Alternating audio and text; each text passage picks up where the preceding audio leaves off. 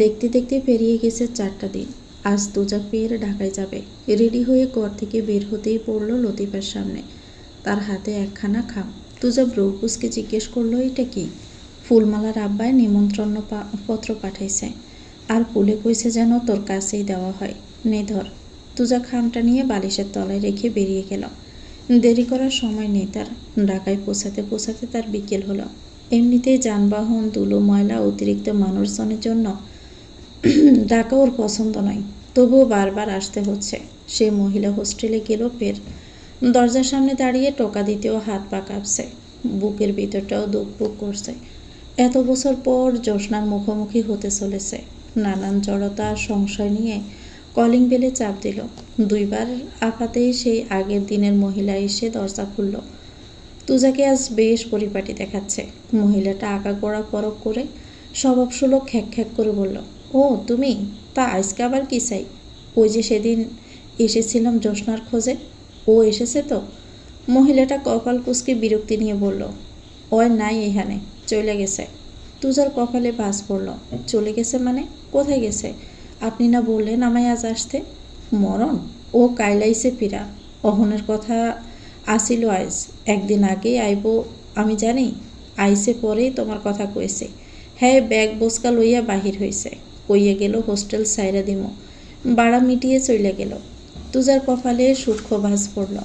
জ্যোৎস্না কেন ওর থেকে পালিয়ে বেড়াচ্ছে? কেন দেখা করতে চায় না ওর সাথে? আচ্ছা আন্টি, ওর স্বামী কোথায় থাকে বলতে পারেন? ওই বিয়ে করে নাই শুনছি। হাসামিসা ওই জানে। অহন যাও তো বাপু, আমার মেলা কাম আছে। তুজার মুখের উপর দরজাটা বন্ধ করে দিল মহিলাটি। তুজার হাত পা অবশ হয়ে আসে। শরীরে যেন তার নিজের সক্ষমতা হারিয়েছে। দপাস করে বসে পড়ে দরজার সামনে। সে কোনো হিসাব মিলাতে পারছে না জ্যোৎস্নার এমন ব্যবহারের কারণ কি। এতকাল তো ভেবেছিল তার বিয়ে হয়ে গেছে, এখন শুনছে বিয়েও হয়নি।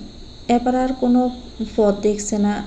হঠাৎ করে মাথায় এলো সাইফের সাথে যোগাযোগ করে কোনোভাবে সেই ম্যানেজারের থেকে জ্যোৎস্না ভাইয়ের নাম্বারটা ম্যানেজ করতে হবে। এরই মধ্যে হঠাৎ করে পকেটে ফোন বেজে উঠল। পকেট থেকে মোবাইলটা বের করে দেখলো সাইফের নাম্বার। রিসিভ করতে ওপাশ থেকে শোনা যায় সাইফের আতঙ্কিত কণ্ঠস্বর, দাদা ভাই, কোথায় তুমি? কি হয়েছে? সাইফ বলল, কাকাই পুলিশের হেফাজত থেকে পালাতে গিয়ে গুলি খেয়েছে। বাবাও প্রেশার ফল করেছে। আমি একা কিচ্ছু সামাল দিতে পারছি না। তুমি এসো প্লিজ, রাতের মধ্যেই এসো। তুজার হৃদয় সংকুচিত হলো। আমি ঢাকাতেই আছি, 1 ঘন্টায় পৌঁছাচ্ছি। খড়ের বিশাল ফালাটা হেলান দিয়ে তুজার পথ চেয়ে আছে ফুলমালা। কি পাষাণ লোকটা, এখনও আসছে না? সেদিন পাত্রপক্ষের সামনেও কিচ্ছুটি না বলে চলে গেছিল। সে কত আশা নিয়ে বসেছিল। এই বুঝি তুজাবাই বাবাকে বলবে ফুলের কোথাও বিয়ে হবে না, আমি বিয়ে করবো ওকে। টু শব্দটি না করেই চলে গেল। আজ আর বিষ খাওয়ার কথা শুনেও আসছে না। ফুল তো চিঠিতে লিখে দিয়েছিল, আজ সন্ধ্যার মধ্যে না নিয়ে গেলে বিষ খেয়ে নেবে। বাজার থেকে বিষের শিশি কিনে এনে কোমরে গুজে রেখেছে, এও লিখে দিয়েছিল। তুজাবাই কি তবুও আসবে না? দরনির বুকে সন্ধ্যা নামছে। চারদিকে আস্তে আস্তে অন্ধকার হয়ে আসছে। 2 চোখের পানিতে ফুলমালার বুক বেজে যাচ্ছে। প্রকৃতিতে গর্জন করছে মেঘেরা, কখন জানি হুড়মুড়িয়ে নেমে পড়বে। বোকা কিশোরী এখনও তার পছন্দের পাষাণ পুরুষটার অপেক্ষায় বসে আছে। সে জানেও না যে লোকটা তার চিঠি পড়েও দেখেনি। হঠাৎ জিভ থামার শব্দে ফুলমালা টনক নড়ল। উঠে দাঁড়িয়ে শাড়ির আঁচলে চোখ মুছতে মুছতে ছুটে গেল জিপের কাছে। বিষণ্ণ মন উড়ে গেল একঝাঁক রঙিন প্রজাপতি, কিন্তু তাদের উড়াউড়ি বেশিক্ষণ স্থায়ী হলো না। জিপের কাছে যেতে ফুলমালা দেখল জিপ থেকে নামলো তুজার বাবা মা এবং কর্মচারী আকবর। ওয়াহাব চৌধুরীকে সালাম দিয়ে ফুলমালা মলিন মুখে লতিফাকে বলল, খালাম্মা, তুজাবাই আইব না? লতিফা ব্যস্ত হয়ে ফুলমালার মাথায় গোমটা টেনে দিল। হায় হায়, তুই অমন বড়া সাজার কালে চুলটুল আগলা দিয়ে বাড়ির বাহির হইছস কেন? জানোস না বিয়ের আগে অমন হুটহাট বাহির হইতে হয় না? মন্দ বাতাস লাগে গায়ে। চল করে চল। ফুলমালা ওদের সাথে যেতে যেতে আরও একবার বলল, তুজাবাই হের কি আর আহনের সময় আছে? হ্যাঁ গেছে ঢাকায়। কোন জন্মে এক মাইয়ারে মনে ধরছিল, হের নাকি খোঁজ পাইছে। আমার যে কত যন্ত্রণা। লতিফার কথাগুলো ফুলমালার বুকে তীরের মতো বিঁধল। তুজা জ্যোৎস্নার খোঁজ পেয়েছে? তাহলে কেন আসবে ওর কাছে? আর আসবে না তো। এখন বুঝতে পারছে ফুলের বিষ খাওয়ার কথা কেন তার দৃষ্টি আকর্ষণ করেনি। সে তো জ্যোৎস্নাকে ভালোবাসে। ফুলমালায় ঢুলতে ঢুলতে নিজের ঘরে গিয়ে মেঝেতে বসে পড়ল ধপ করে। আমার অনুভূতি তার কাছে এতই ঠুনকো বুঝি? আমার আত্মহত্যার চেষ্টার চেয়েও তার প্রাক্তন প্রেমিকার সাথে সাক্ষাৎ বেশি দামি হলো? আমি অহেতুক এক মোহের পিছে ছুটেছি। উনি তো কোনো কালেই আমায় ভালোবাসলো না। সামান্য পরিমাণ অনুভূতি থাকলেও সে আমাকে বাঁচানোর জন্য আসতো। তার সাথে তো কালও দেখা করা যেত, হয়তো আজই যেতে বলেছে। আর সেই কথা সে ফেলতে পারেনি। ফুলমালা কাঁদতে কাঁদতে মেঝেতে লুটিয়ে পড়ে। আমি তো তার সব মেনে নিয়েছিলাম, তাহলে কেন সে আমায় গ্রহণ করলো না? কেন তার জীবনের জ্যোৎস্না এসব? আমি কেউ না, আমি তার কেউ না। সে রাতে ফুলমালার গগন বিদারী কান্নার সাক্ষী ছিল ঘরের সাত দেওয়াল। কিন্তু ঝড়ের শেষে সেই আকাশও পরিষ্কার হয়েছিল। শেষবার চোখ মোছার পর সেই চোখে আর তুজার জন্য কোনো ভালোবাসা ছিল না। ওই যে বলে না, নারী ভালোবাসায় দুঃখে ফেলে যে জিদ তৈরি হয়, তারা সোনার থালা ছড়ে আসতেও দ্বিধাবোধ করে না। তেমনটাই হলো ফুলের সাথে। সিদ্ধান্ত নিল আজকের পর থেকে আর কাঁদবে না তুজার জন্য। মাঝরাতেই গোসল করে নিল। নতুন জীবনে পা দিতে যাচ্ছে, তাকে কঠোর হতে হবে। যতটা পাষাণ তুজা হয়েছে, তার দ্বিগুণ পাষাণ সে হয়ে দেখাবে। এত ভালোবাসার পর কেন তাকে ফিরিয়ে দেওয়া হবে? কোনো দিন তুজা এসে ভালোবাসার নিবেদন করলেও আর গ্রহণ করবে না সে। উনি থাকুক ওনার প্রাক্তনকে নিয়ে। অদিতি সারাটা রাত কেটেছে হাসপাতালে। হাসান চৌধুরী গুরুতর অসুস্থ। হাবিব চৌধুরীরও কাঁধে গুলি লেগেছে। নদী খবর পেয়ে ছুটে এসেছে বাবাকে দেখতে, কিন্তু সায়রা তাকে ঘেঁষতেও দেয়নি বাবার কাছে। অনেকক্ষণ আকুতি মিনতি করেও মায়ের মন গলাতে না পেরে ফিরে গেছে নদী। অপারেশন হওয়ার পরেও পুলিশের নজরদারিতে আছে হাবিব। সন্ধ্যায় অপারেশন হলেও জ্ঞান ফিরেছে ভোর রাতে। কাছের দরজার বাহিরে পুলিশ দেখে হাবিব এর শ্বাস প্রশ্বাসের গতি বাড়ল। নার্সকে দিয়ে খবর পাঠালো তুজাকে ডাকতে। তুজা মাত্রই ফ্রেশ হয়ে এসে চা খাচ্ছে গেটের সামনে দাঁড়িয়ে। সাহেব অদিতিকে বাড়িতে ছাড়তে গেছে। নার্স এসে খবর দিল হাবিব দেখা করতে চাই। তুজা চা শেষ করে তবেই গেল। ঢোকার সময় পুলিশ বাধা দিল। কে জানে আবার কোন প্ল্যান করবে। তুজা তাদের তেল মেরে বলল, আসলে হয়েছে কি, ওনার তো কোনো ছেলে পুলে নেই। আমি বাড়ির বড় ছেলে। একটাবার দেখা না করে মরে গেলে তার আফসোস থেকে যাবে না? অফিসার কপাল কুঁচকে বলল, উনি মরতে যাবে কেন? ওনার অপারেশন সাকসেসফুল। উনি এখন আউট অফ ডেঞ্জার। তুজা দাঁত কেলিয়ে হাসল। মরণ কি আর বইলা কয়ে আহে সাহেব? যাইতে দেন না আমারে। না না, আপনাকে যেতে দেওয়া যাবে না। আপনার চালচলন সুবিধাজনক লাগছে না। পরে আসামিকে পালাতে যদি সাহায্য করেন। বাসটা দিলামই আমি, আবার আমি টাইনা বাইর করতে যাবো কোন দুঃখে অফিসার? ওসি রেগে উঠল তুজার ব্যঙ্গ শুনে। এই কি বলেন আপনি? কইলাম কি, আমগো বাড়ির পাশের মকবুল মুরগির দুধের পায়েস করছিল ওর বউ। খাইতে যাইয়া গলায় ঠেকা মরে গেছে। আবার ওই পুব পাড়ার কানাই জাতে হিন্দু, তাল গাছের সাথে ধাক্কা খাইয়া মরে গেছে। তেমনি আমার কাকা যদি মইরা যায় আমার লগে দেখা না কইরা। কনস্টেবল কিছু বলতে নিলে ওসি থামিয়ে দিল। বিরক্ত হয়ে তুজাকে বলল, আপনি জানতো চান, বাড়ির বড় ছেলে হয়েছেন, কাকাকে বোঝাতে পারেননি এসব ভুলভাল কাজ না করতে? বুঝাইছি, তাই উল্টাটা। আর কথা না বাড়িয়ে তুজা কেবিনে ঢুকে গেল। হাবিব বেডে হেলান দিয়ে শুয়ে আছে। তুজাকে দেখে আকুল হয়ে উঠল। ও তুজা, বাপরে, কিছু একটা কর না। আমি এখন কি করব বল দেখি? পুলিশ কোত্থেকে যেন সব প্রমাণ পেয়ে গেছে। আমাকে বাঁচা বাবা। তুজা টুলটা টেনে হাবিবের পাশে বসল। গুলি খাওয়ার পরেও তেজ কমে নাই। পুলিশ দৌড়ছে, বাড়ির লোক যাইয়া ছাড়াই আনতো। পালাইতে গেছো কে বুড়াকালে? নকশা দেখে আর বাঁচি না। নিজেরই কি পালোয়ানের দণ্ডা পাবো যে পুলিশের সাথে দৌড়ে পারবা? ওই যে বাইরে হালাগো খাড়া দেখতেছ, অগরে ট্রেনিং দিয়েই চাকরি নামেছে। তোমার মতো হরিদাসে ধরা অগ কোনো ঘটনাই না। আচ্ছা এসব এখন ছাড়। এখন আমি কি করব? সব ডকুমেন্টস কি পাস হলো? তুজা গাড়ির চাবি দিয়ে আয়েসি ভঙ্গিতে কান খোঁচাচ্ছে। হঠাৎই বলে উঠল, তোমার গোডাউনে ক্যামেরা লাগাইছিলাম, ওইখান থেকেই সমস্ত পেপার পাইছি। তো সিসিটিভি কোন হালায় জানি আমার হাত থেকে ছুটাই নিয়ে গেছে। প্রথমে হ্যাক করলো, পরে দেখি ক্যামেরাই গায়েব। নয়তো ভিডিও সহ দিতাম পুলিশরে, প্রমাণ জোরদার হইতো। শালা চোরের উপরেও বাটপার আছে দেশে। হাবিবের চক্ষু সড়ক গাছ। এত সব কিছু তুজা করেছে? শুকনো ডোক গিলে বলল, আমার এত বড় সর্বনাশ কবে করলি বাপ?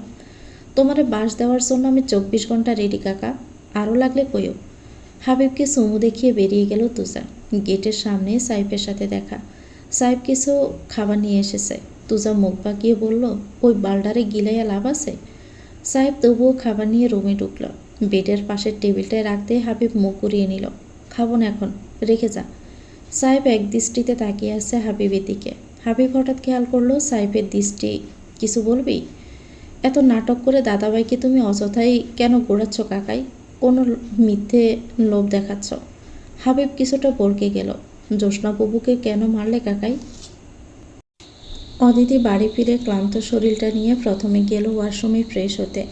হাত মুখ ধুয়ে এসে শাড়িটাও পাল্টে নিল। তারপর নিচে গেল নাস্তা রেডি করতে। সাহেব ওকে দিয়েই হাসপাতালে চলে গেছে। যখন ফিরে আসবে তখন যাতে নাস্তা প্রস্তুত থাকে। লোকটা কালকে থেকে না খেয়ে আছে। বাড়িটা সম্পূর্ণ ফাঁকা। কেমন গা ছমছম লাগছে অদিতির কাছে। যখন ও এসেছিল তখন বাড়িটা মানুষজনে পরিপূর্ণ। সেদিন পর্যন্ত কত মানুষজন। প্রথমে নদী চলে গেল, তারপর হাবিব। একে একে যেন বাড়িটা জনমানব শূন্য হয়ে পড়েছে। নানান ভাবনার মধ্যে আটা মেখে নিল। ময়দায় মেখে ডেকে রেখে গরুর মাংস চাপিয়ে দিল চুলায়। পরোটা বেলছে আর মনে মনে ভাবছে দিকি কোথায় গেল? এতক্ষণ ধরে এসেছে, একবারও রুম থেকে কেন বের হলো না? কাল সকলে গেলেও দিঘি হাসপাতালে যায়নি। নদী বাড়ি থেকে চলে যাওয়ার পরেও ছুটে এসেছিল বাবাকে দেখতে, কিন্তু দিঘি একবারের জন্যও যায়নি। অদিতি ভেবে পায় না এই মেয়েটাও তুজার মতো প্রচণ্ড জেদি কেন। কিন্তু ওর সাথে তোর বাবার কোনো সমস্যা নেই, তাহলে যায় না কেন? অদিতি পরোটা বেলা রেখে আবার চলে গেল দিঘির ঘরের দিকে। দিঘির ঘরের দরজা ভিতর থেকে বন্ধ। অদিতি কিছুক্ষণ ভেবে দরজায় টোকা দিল। দিঘি আপু, দিঘি আপু, জেগে আসো, খোলো দরজাটা। মিনিট দুয়েক পর দরজাটা খুলল দিঘি। খুলি দিয়েই ফের চলে গেল খাটের কাছে। সুইংগাম চিবোতে চিবোতে বসলো মোবাইল নিয়ে। এক মনে গেম খেলছে, যেন কিছুই হয়নি ওর।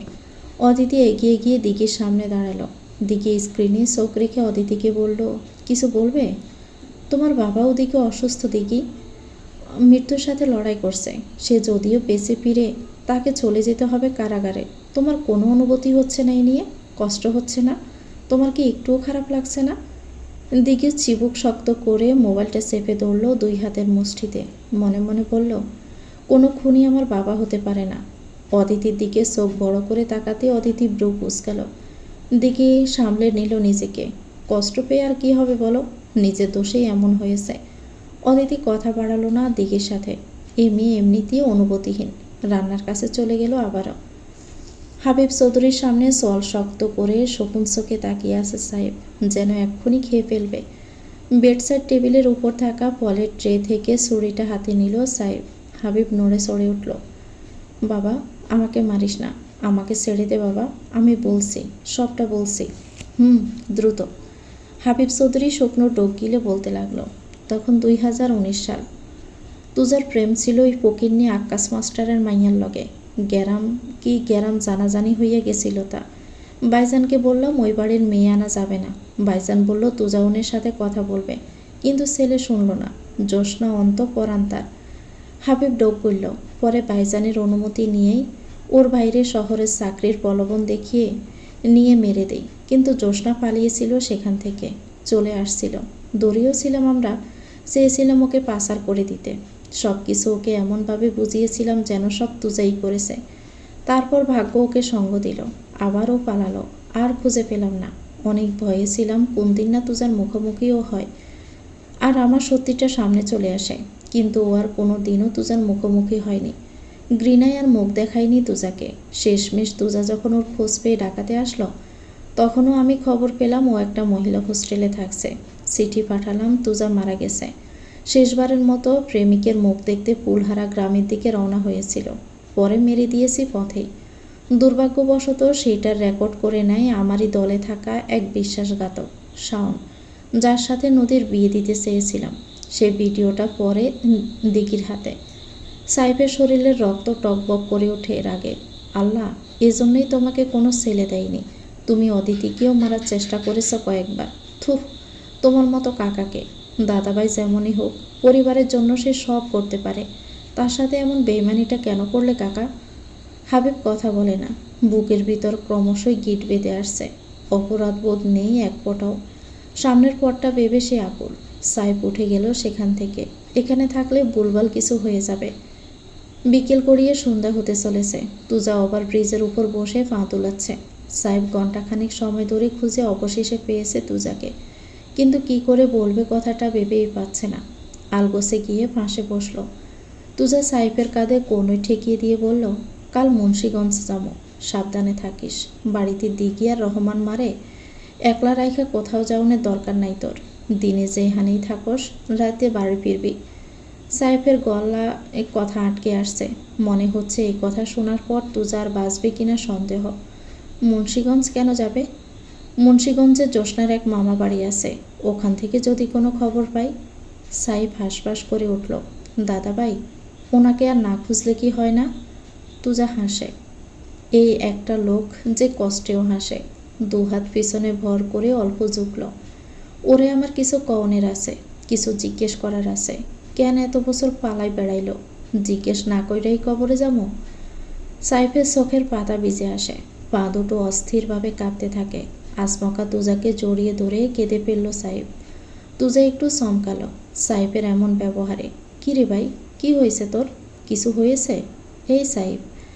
সাইফ তুজাকে ছেড়ে তুজার মুখোমুখি দাঁড়িয়ে বলল, দাদাভাই, জ্যোৎস্না বুবু আর বেঁচে নেই দাদাভাই। তুজা থমকে গেল সাইফের কথায়। মানে? তুই কি করে জানলি? বুবুকে কাকা মেরেছে দাদাভাই, কাকাই মেরেছে বুবুকে। তুজা চুপ করে গেল, যেন পাথরের মূর্তিতে পরিণত হয়েছে। কিছুক্ষণ পর হু হু করে হেসে উঠল। তার হাসি থামছেই না। হাসতে হাসতে শীত হয়ে শুয়ে পড়ল। খুব শোকে মানুষ কাঁদতে বলে যায়, তাই বোধহয় হলো।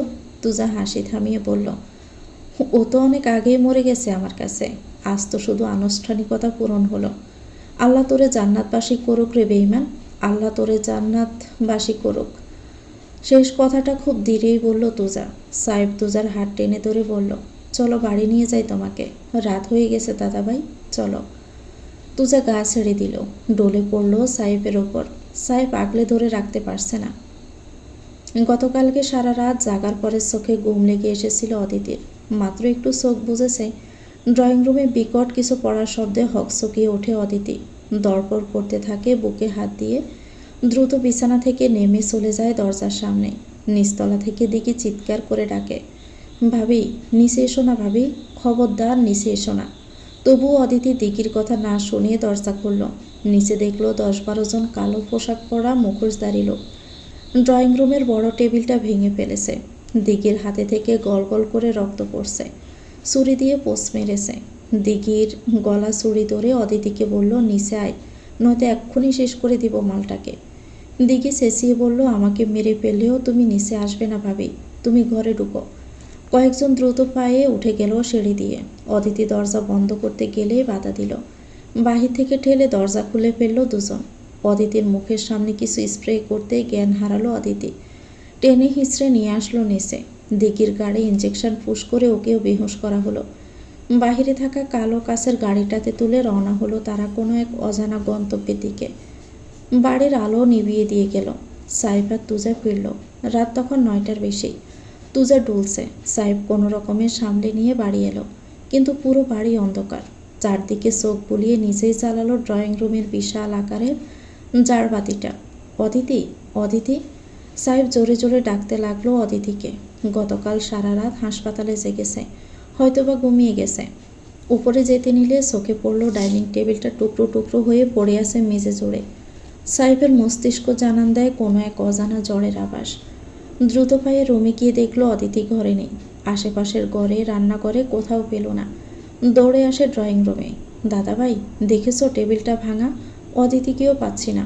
কথা বলতে বলতে খেয়াল করলো তুজার পায়ের তলায় রক্ত। তুজা আতঙ্কিত হয়ে বলল, দিঘিকে ডাকতো। সাহেব দিঘির ঘরে গিয়েও দেখলো দরজা খোলা। দিঘি ঘরে নেই। হঠাৎ মাথায় এলো সিসিটিভি ফুটেজের কথা, যেটা সাহেব বসিয়েছিল বাড়িতে। দ্রুত ক্যামেরা ওপেন করতে দেখতে পেল সেই নরকীয় দৃশ্য। কিভাবে মুখোশ পরা লোকগুলো দিঘির হাতে ছুরি মেরেছে আর অদিতিকেও নিয়ে গেছে। সাহেব মাথা ধরে ধপ করে বসে পড়ল মেঝেতে। তুজা বলল, এসবে ছোট কাকার হাত নেই তো আবার? সাহেবের চোখ রক্তবর্ণ ধারণ করলো। যদি তাই হয় এবার, তাহলে আমার হাতেই ও মরবে। দুজনে গাড়ি নিয়ে বেরিয়ে গেল হাসপাতালের দিকে, কিন্তু সেখানে হাবিব নেই। পুলিশের চোখ পাখি দিয়ে ওখান থেকে পালিয়েছে।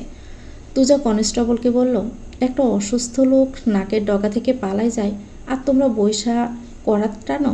বাল ফালাইতে পুলিশ হইছ? সাহেব কিছুক্ষণ চুপ থেকে বলল, দাদাভাই, আমার মনে হচ্ছে কোনো পুলিশ অফিসারও কাকাকে সাহায্য করছে। তুজারও তাই মনে হলো, নয়তো এত সিকিউরিটি পেরিয়ে কোনোভাবেই একটা সদ্য অপারেশন হওয়া লোক পালাতে পারত না। কিন্তু সত্যি কি অদিতিয়া দিঘিকে হাবিব অপহরণ করালো? তুজা কপাল কুঁচকে বলল, এতে কাকার কি লাভ বলো তো? ওর কোনো বিবেকবোধ আছে নাকি? ও সব করতে পারে। তুমি আমাদের ফার্ম হাউসে চলো আমার সাথে। ওখানে কাকা মাঝে মধ্যে রাত কাটাতো। হতেও পারে ওদের ওখানেই নিয়ে গেছে। সকালটা যেন আজ অন্যরকম। ভোরের আলো উঠতেই পুরো গ্রামটা ধীরে ধীরে জেগে উঠেছে। দূরের বাঁশবাগান থেকে কোকিলের ডাক ভেসে আসছে। পুকুরের ধারে ধোয়া উঠছে চুলোর আগুনে। আর উঠানের মাঝখানে আজ জমেছে এক উৎসবের আয়োজন। আজ ফুলমালার গায়ে হলুদ। পুরনো দিনের সেই গ্রাম্য আয়োজন। কাঁচা মাটির বড় উঠানটা ভরে ঝাড়ু দিয়ে পরিষ্কার করেছে বাড়ির পাশের মেয়েরা। উঠানের মাঝখানে গোল করে লেপা হয়েছে হলুদ মাটি, তার উপর ছড়ানো ধান আর দূর্বা। চারদিকে কলা গাছ কেড়ে দেওয়া হয়েছে, পাতায় পাতায় শিশির জমে জলমল করছে। এক পাশে পিঁড়ি পেতে তার উপর লাল কাপড় বিছানো হয়েছে, তার উপর রাখা হলুদের বাটি, সরিষার তেল, দই আর আতরের ছোট বোতল। পাশে একটা পিতলের থালায় গাঁদা ফুলের মালা। পাশের বাড়ির মহিলারা একে একে এসে উঠান ভরিয়ে তুলছে। কারো শাড়ি টকটকে লাল, কারো বা হলুদ, কারো আবার নীলের উপর সোনালি পাড়। মাথায় আঁচল টেনে সবাই বেসেছে গোল হয়ে। হঠাৎ এক মহিলা গলা ছেড়ে গেয়ে উঠল, হলুদ বরণ কন্যারে হলুদ মাখাই আজ। তার সাথে সাথেই আরেকজন ডোলের তালে তাল দিল। উঠোন ভরে উঠল হাসি আর গানের শব্দে। লতিফা তখন ব্যস্ত হয়ে ঘুরে বেড়াচ্ছেন, যাতে একটা বড় পিতলের বাটি, তার মধ্যে গাঢ় হলুদ বাটা। তিনি একটু রাগে গলায় বললেন, এই যে রবিনা, এত হইচই করিস না, কনেরে আগে বসায় তো। পাশের বাড়ির এক বয়স্ক মহিলা হেসে বলল, আপনি প্রধান বাড়ির বউ, আপনার ভাগ্নির বিয়া, আজ তো আপনিই সবার আগে হলুদ দিবেন। লতিফার মুখে একটু গর্বের হাসি ফুটে উঠল। ঠিক তখনই ঘরের ভিতর থেকে কয়েকজন মিলে মেয়ে ফুলমালাকে বের করে নিয়ে এলো। সবাই একটু চুপ হয়ে গেল। ফুলমালা মাথা নিচু করে ধীরে ধীরে এসে পিঁড়ের উপর বসল। আজ তার গায়ে হালকা হলুদ শাড়ি, চুল লম্বা করে বেনি করা, বেনি শেষে গাঁদা ফুল গুজে দেওয়া, কপালে ছোট্ট লাল টিপ। মুখে কোনো সাজ নেই, তবুও তাকে আজ অদ্ভুত সুন্দর লাগছে।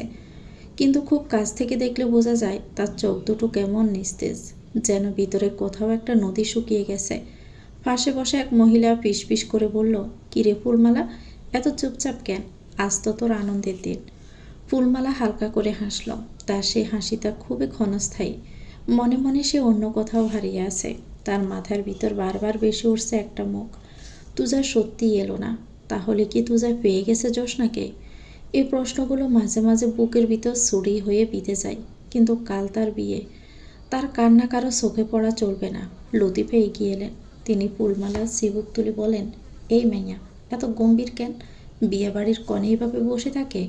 সবাই হেসে ওঠে। ফুলমালা মাথা নিচু করে বলল, কিছু না খালাম্মা। লতিফা আঙ্গুলে হলুদ নিয়ে প্রথমে ফুলমালার কপালে লাগালেন, তারপর গালে। আল্লাহ তোকে সুখে রাখুক মা। চারপাশে আবার গানের সুর উঠল। একজন একজন করে সবাই হলুদ মাখাতে লাগলো। কারো হাতে হলুদ, কারো হাতে সরিষার তেল। কেউ গালে মেখে দিচ্ছে, কেউ হাতে। মাঝে মাঝে দুষ্টমি করে কেউ পুরো মুখে মেখে দিচ্ছে। সবাই হাসছে, আনন্দ করছে। কিন্তু ফুলমালার ভিতরে যেন অন্য এক পৃথিবী। তার মনে পড়ে সেই দুপুরটা, সেইবার ঢাকাতে সাহেবদের বাড়িতে ছাদে তারা খুব কাছাকাছি সময় কাটিয়েছিল। ফুলমালাকে অন্যমনস্ক দেখে বাড়ির পাশের এক তরুণী মজা করে বলল, এই ফুল, মখন খান এত লাজুক কেন লাগে কেন? আরেকজন বলল, হয়তো বরের কথা ভাবতেছে। সবাই আবার হেসে উঠল। ফুলমালা ঠোঁট কামড়ে হাসার ভান করল। তার বুকের ভিতরটা তখন দুক দুক করছে। সে জানে যার কথা ভাবছে সে কখনোই আসবে না। সে এক জ্বরের মতো মানুষ, যে হঠাৎ এসেছিল আবার হঠাৎই হারিয়ে গেছে। উঠানে আবার গান শুরু হলো। ডোলের তালে তালে মহিলারা গাইছে, কনের গায়ে হলুদ লাগাও, সুখের গড়ে যাক। সূর্যের আলো ধীরে ধীরে উঠোনের মাঝখানে এসে পড়েছে। গাঁদা ফুলের রং আরও উজ্জ্বল হয়ে উঠেছে। সবাই আনন্দে মেতে আছে, কিন্তু সে আনন্দের মাঝখানে বসে আছে ফুলমালা। হাসছে, আবার সবার সাথে কথা বলছে, হলুদ মাখাচ্ছে।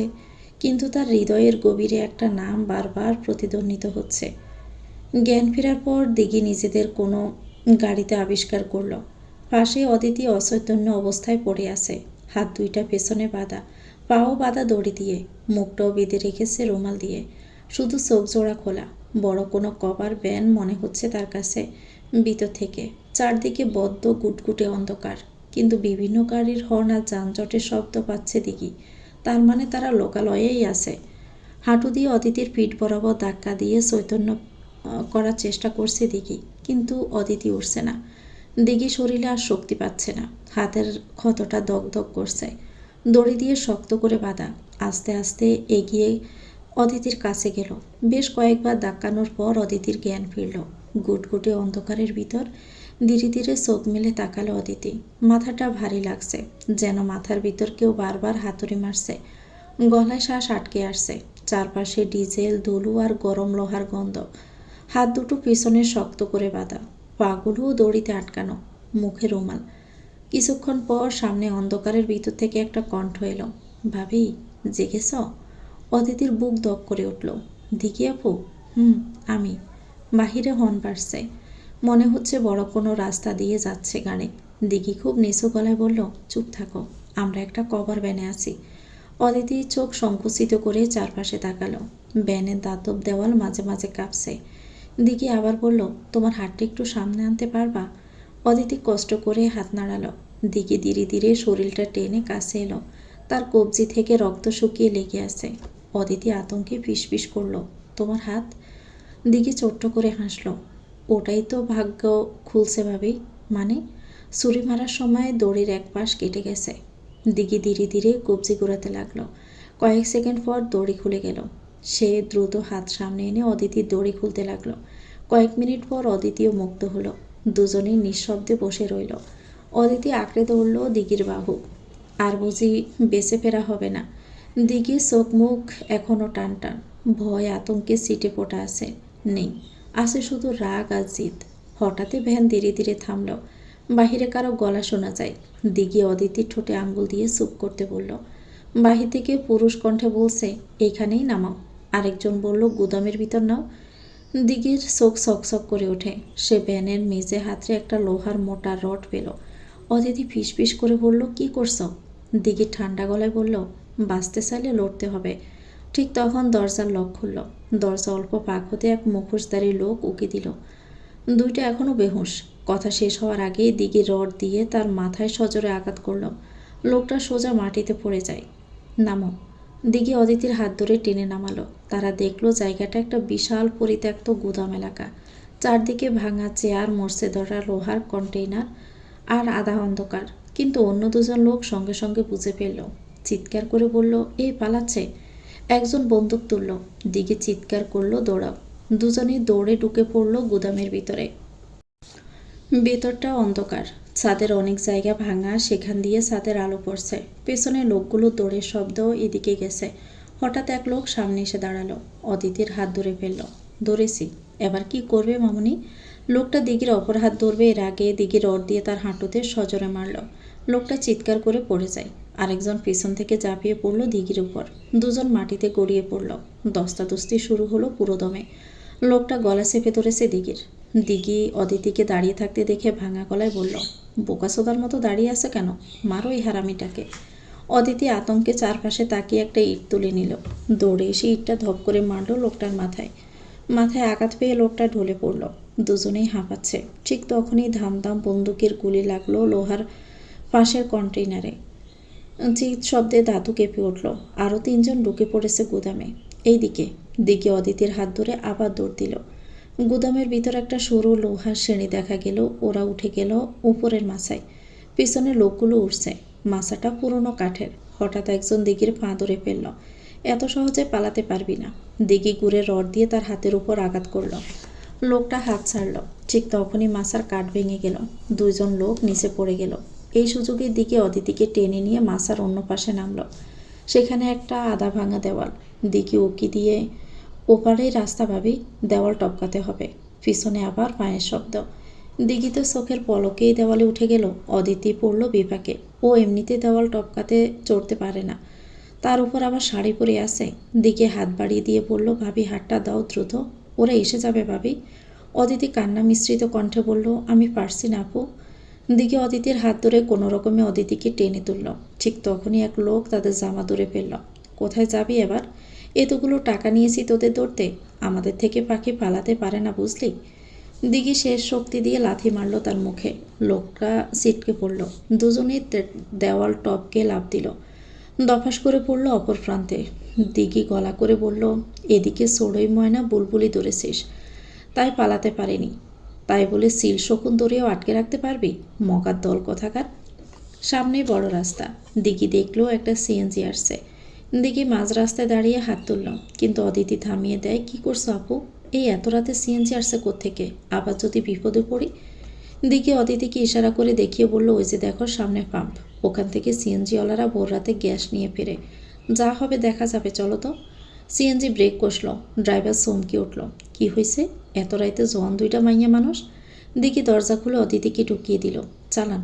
পিছনে গুদামের গেট দিয়ে বের হয়ে আসছে মুখোশধারীরা। ধর ধর ধর, ওদের পালাতে দিস না। সিএনজি স্টার্ট দিল।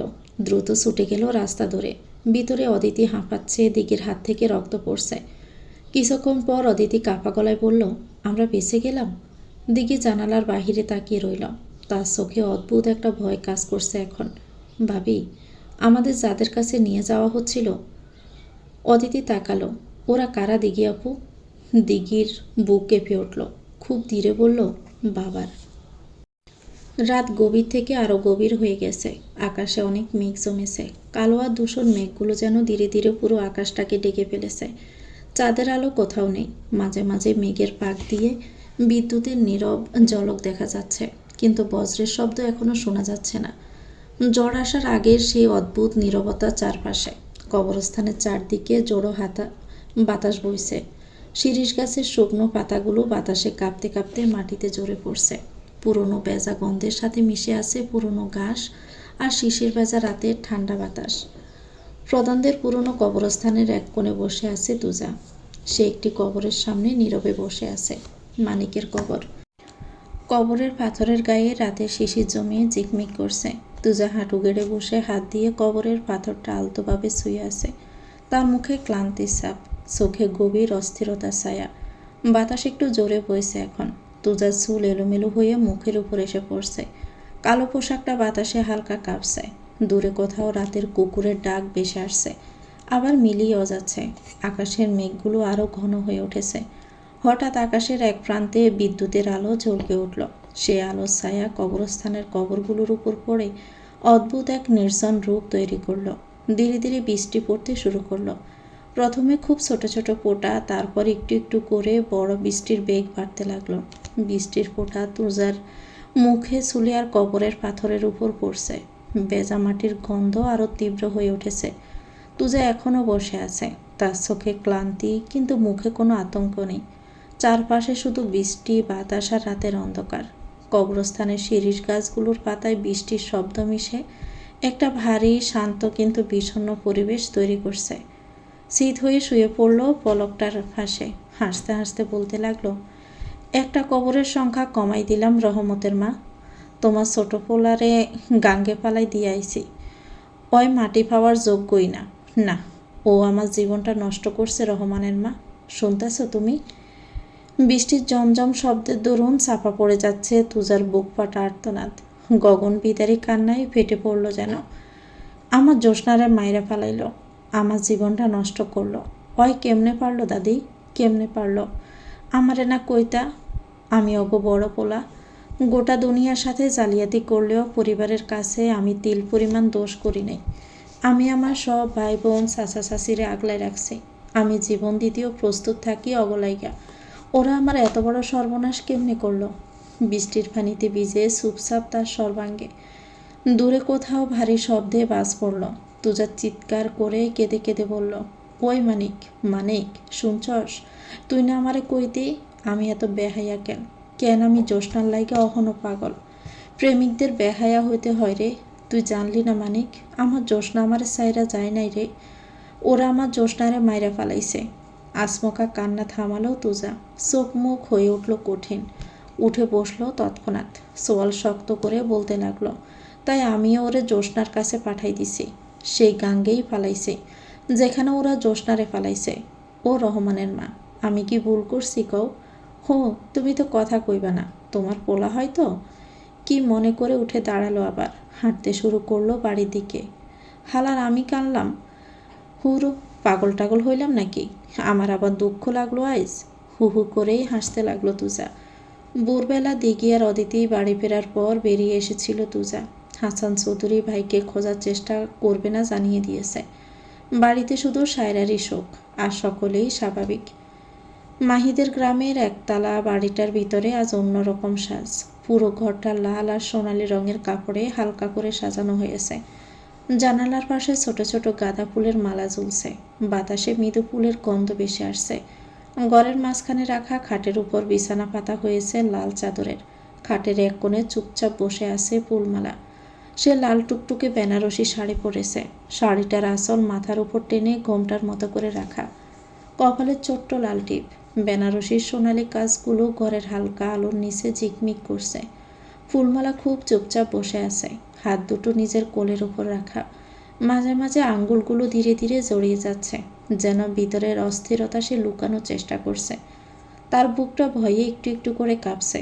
বাহিরে রাত নেমে এসেছে। দূরে কোথাও ঝিঝি পোকার ডাক শোনা যাচ্ছে। ঘরের ভিতরের নীরবতা যেন আরো গভীর। হঠাৎই দরজাটা ধীরে খুলল। ভিতরে ঢুকলো মাহিদ। পাতলা সাদা পাঞ্জাবি পরেছে, চুল একটু এলোমেলো, মুখে হালকা ক্লান্তির ছাপ, কিন্তু চোখে শান্ত একটা উজ্জ্বলতা আছে। মাহিদ ধীরে ধীরে খাটের দিকে এগোলো। ফুলমালা মাথা নিচু করে বসে আছে। তার বুকের ভিতর ধুক ধুক শব্দটা যেন নিজের কানেই শোনা যাচ্ছে। মাহিদ একটু দূরে দাঁড়িয়ে নরম গলায় বলল, ফুলমালা। ফুলমালা ধীরে উত্তর দিল, জি। তার কণ্ঠ একটু কাঁপছে। মাহিদ আর একটু কাছে এসে বলল, ভয় পাচ্ছ?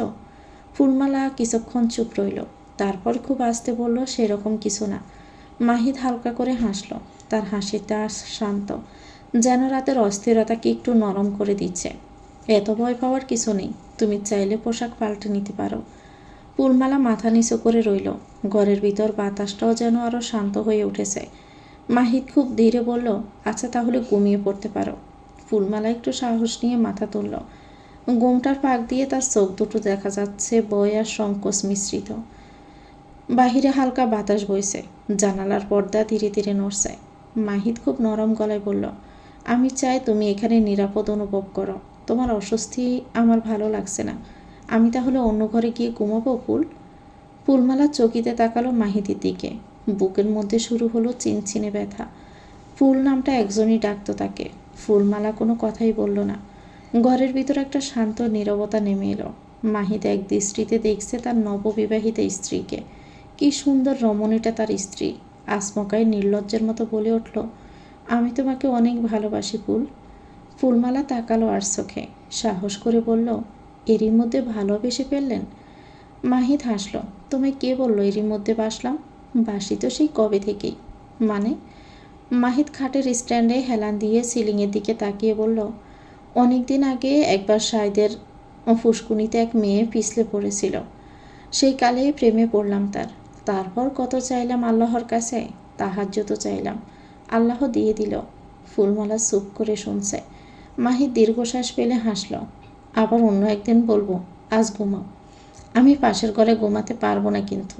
তখন কথার কথা বলেছিলাম, তোমার পাশে অল্প একটু জায়গা দিলেই হবে, বেশি জায়গা আমার লাগবে না। ছাদের এক পাশে দাঁড়িয়েছিল সাইফ আর অদিতি। দুজনেই নীরবে দূরের শহরের আলো দেখছিল। রাতের আকাশে মেঘ জমে আছে। দূরে রাস্তার বাতির হলুদ আলো দুয়াশার মতো ছড়িয়ে আছে। নিচের উঠান থেকে মাঝে মাঝে কুকুরের ডাক ভেসে আসছে। বাতাসে ভেজা মাটির গন্ধ। সাইফ আস্তে করে নিজের হাত দিয়ে অদিতির কাঠটা একটু ঘিরে ধরল। অদিতি মাথা হেলিয়ে তার কাঁধে একটু বর দিল। কোনো কথা নেই দুজনের মাঝে, শুদ্ধ নীরবতা, রাতের শব্দ। হঠাৎই হালকা বৃষ্টি শুরু হলো। সিলে কোঠার টিনে বৃষ্টি পড়ার টুপটাপ শব্দ একটা মিষ্টি সুর তৈরি করলো। সাইফ হালকা হাসল, চলো বিজি। অদিতি একটু অবাক হয়ে বলল, এখন? হ্যাঁ। সাইফ একটু দুষ্ট ভঙ্গিতে বলল, আজ বেচার ইচ্ছে করছে। অদিতি মৃদু হাসল, আপনার তো ঠান্ডা লাগবে। লাগবে না, আজ লাগলেও সমস্যা নেই। দুজনেই ধীরে ধীরে ছাদের খোলা জায়গার দিকে এগোলো। বৃষ্টির ফোঁটা এসে তাদের চুলে, কাঁধে, শাড়ির আঁচলে পড়তে লাগলো। অদিতি মিষ্টি রঙের শাড়ি পরেছিল। হালকা ভেজা শাড়ির ভাঁজগুলো বাতাসে নরমভাবে নড়ছিল। বৃষ্টির পানিতে শাড়ির রং আরও গভীর হয়ে উঠছিল, আর আসলের কোণটা ধীরে ধীরে কাদের পাশে এসে পড়ল। মুখে ছোট্ট শান্ত হাসি, চোখে আর ক্লান্তি নেই।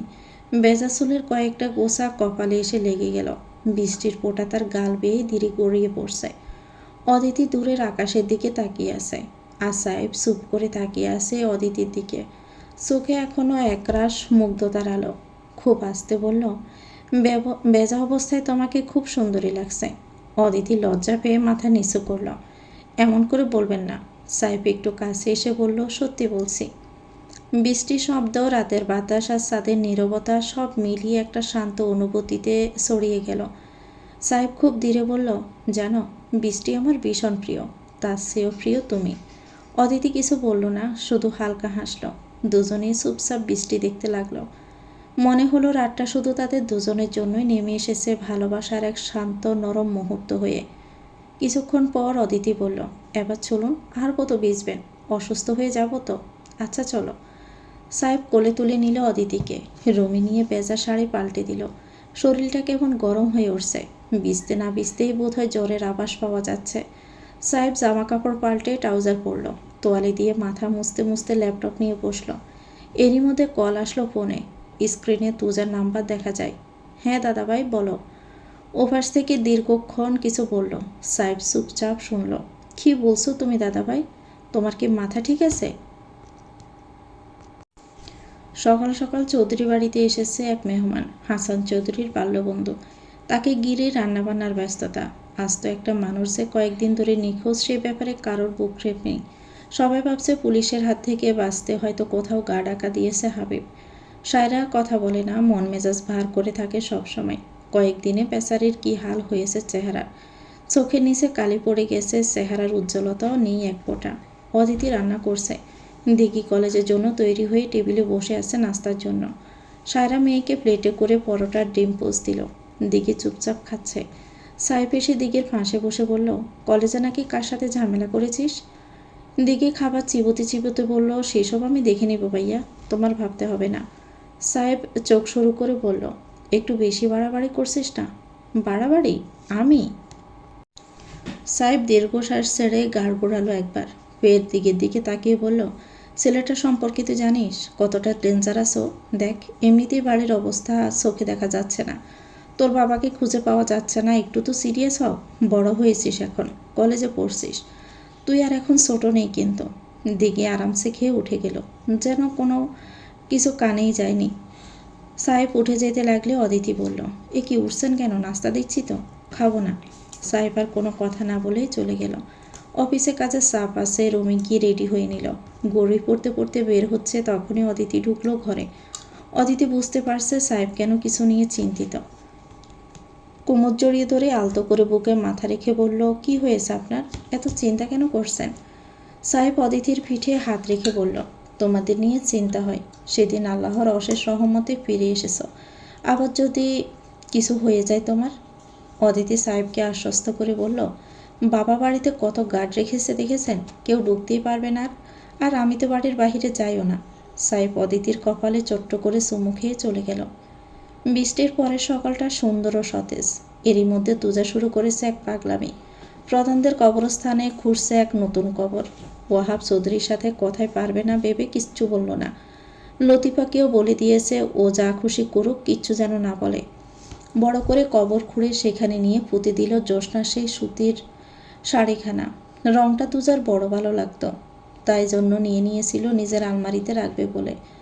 বিয়ের পর মাঝে সাঝে বের করে সেটা পরবে জ্যোৎস্না। সেই সুবাদে শাড়িখানা জায়গা পেয়েছিল তার আলমারিতে। কিন্তু আজ তার নিছক স্বপ্ন, যা কখনো পুরনো হওয়ার নয়। একখানা সাদা কাপড়ে মুড়ে সেই শাড়ি কবর দিল, মাটি দিয়ে ঢেকে দিল। তারপর ফলক বানানোর লোকও খবর দিয়েছে, কাল থেকে কাজ শুরু করবে। জ্যোৎস্না তার এখানেই থাকবে। খুব মনে পড়লে কবরের পাশে বসে অনুভব করবে জ্যোৎস্নাকে। লতিফা ছেলের পাগলামি দেখে চোখ মোছে। সে সময় লতিফা কম গালমন্দ করেনি জ্যোৎস্নাকে। তারা সকলেই ভাবত প্রধানদের সাথে আত্মীয় করবে টাকার লোভে। এজন্য জ্যোৎস্না তুজাকে তাবিজ করেছে, রূপ দেখিয়ে বুলিয়েছে, বশ করেছে, এমন কটূক্তি কম করেনি। সেখান থেকে ফিরে তুজা ব্যাগ গোছাতে লাগলো। কাল সকালে তার ফ্লাইট।